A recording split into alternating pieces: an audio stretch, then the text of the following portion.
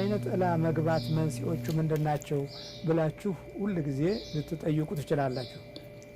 ለአይነ ጥላ መኖር መንስኤዎቹ የእናት አባቶቻችን የቅድመ ቅምቅም አያቶቻችን ከዛም አልፎ 7 8 9 10 12 እና 15 ትውልድ ድረስ ተሸጋግሮ የሚመጣ የባዕድ አምልኮት ጣዖት በንስሐ ስርየት ያልተወገደ ወይም በጠላትነቱ ላይ ለማወቅም ሆነ ስለ መናፍስቱ ጉዳት ለመረዳት አቅም ባጣ ትውልድ ላይ እጁንና ክንዱን ዘርግቶ በከፍተኛ ሁኔታ አብሮ ተወልዶ አብሮ አድጎ አስተሳሰቡ አካሄዱ ምኞቱ ምኞትህ አድርገህ እንድትራመድ የሚገዛ መንፈስ አይነ ጥላ ይሆናል። አይነ ጥላ ማለት መጋረድ ነው።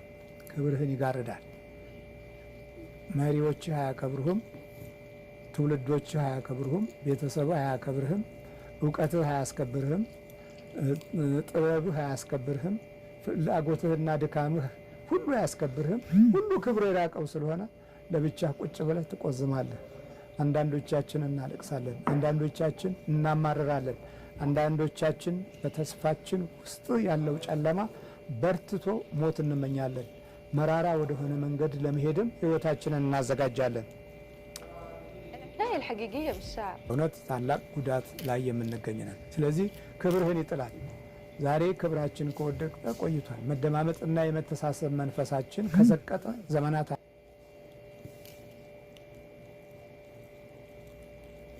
የሚያከብረው ከሚያገኘው ጥቅም አንጻር ብቻ ወይም ካለው ሹመትና በስልጣን ከሚያደርስበት ጉዳት በስተጀርባ ያለውን ነገር በመገመት እንጂ በሰብአዊነቱ፣ በትልቅነቱ፣ በአባትነቱ፣ በእውቀቱ ወይም በብሩህ ሀሳብና ህሊናው የሚያክብር ትውልድ የለንም። ይሄ እኮ ቆይቷል። ክብር ከጠፋ ከቤታችንም ክብር ተነቅሏል። ከኑሯችንም ከመንገዳችንም ክብር ሸሽቷል። ኑሯችንና ጊዜያችንም ክብርን ሳይሆን ውርደትን ለማሸከም እየፈጠነና ረጅም መንገድ እየተጓዘ የሚገኝበትን ዘመን ለማየት የምንችለው ዛሬ ነው። ስለዚህ አንደኛው አይነ ጥላ ያንተን ክብር ይጥላል።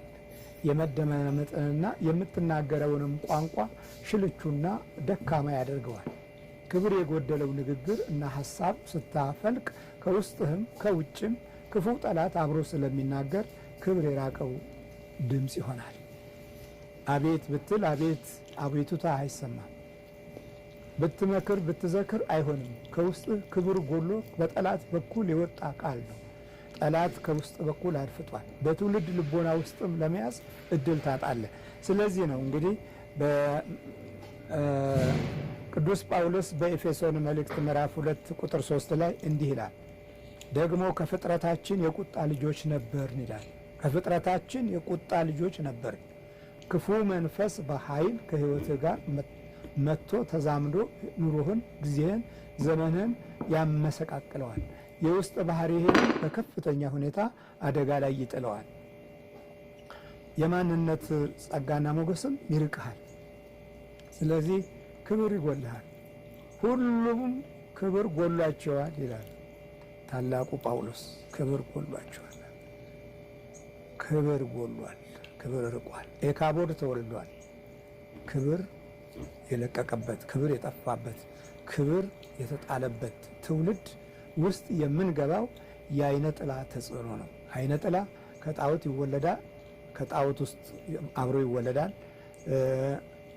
ለገበያ፣ ለእውቀት፣ ለጥበብ፣ ለማስተዋል ተብሎ ከዚህ ከመናፍስት አብሾ ጋርም አብሮ ይወለዳል። በዚህ ጊዜ ወደ ትውልድ ለመተላለፍ እድሉ ሰፊ ስለሆነ ከዛሬ 11ኛውና 12ኛው 13ኛውና 14ኛው ትውልድ በፊት የነበሩት ትውልዶች ዛሬ ላለው ዘመን ትውልድ ውድቀት ምክንያት የሚሆኑበትም አጋጣሚ ሰፊ ነው። ወደ ጣዖት ሄደው ንስሐ ሳይገቡ የመናፍስትን ጉዳት ሳያስተምሩ ሳይገልጹ ጠላት እንዳለ ሳያስረዱ መንፈሳዊ የሰይጣን ደባን ሳይገልጹ ያለፉበት የእግዚአብሔርን ክብርና ኃይል የማዳኑን ጸጋና ሞገስም ከነበረከቱ ሳያስረዱ ያለፉት ሰዎች የወለዷቸው ልጆች ይህንን የመቅሰፍቱ ዘመን ላይ ለመድረስ እድል ገጥሟቸዋል። ይሄ አይነ ጥላ ነው። እውነት ተጋርዶባቸው፣ እምነት ተጋርዶባቸው፣ ሐሳብና ቅንነት፣ በጎነት ተጋርዶባቸው የተወለዱ ሲሆኑ ምርጫቸውም ምኞታቸውም ከአራዊት እኩል የሚሆንበትን አስተሳሰብ እንዲይዙ ይገደዳሉ። ምን ማለት ነው? ይሄ አይነ ጥላ ነው። በጎው ነገር መልካሙ ነገር ከሕይወታቸው እንዲርቅ የሚፈትናቸው መንፈስ ከነሱ ጋር አብሮ ተወልዷል። ስለዚህ ክብርህን ይጥላል። በኤሊ ዘመን ክብር ከወደቀ በኋላ ታቦተ ጽዮን በባዕዳን እጅ ውስጥ ወደቀች።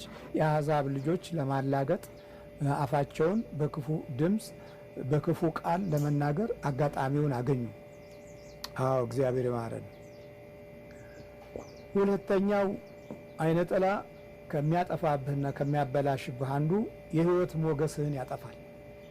የሕይወት ሞገስ እግዚአብሔር አምላክ ለሰው ልጆች የሚሰጥ የውጨኛው የሰውነት ክፍል ብርሃን ነው። ያ የሰውነት ክፍል ብርሃን በዚህ በአካል ላይ የሚታይ የሕይወት ድባብ ነው።